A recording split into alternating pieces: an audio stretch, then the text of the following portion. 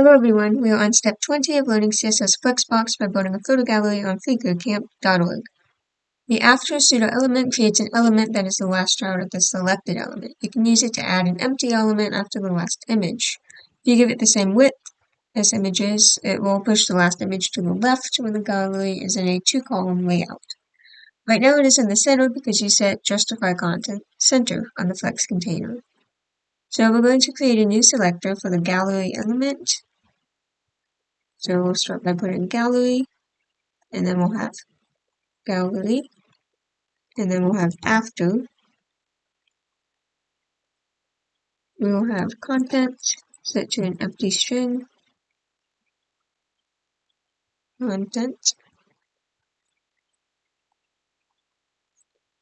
and we will have width set to 350 pixels. And that is it for this video. Thanks for watching, and I'll see you next time.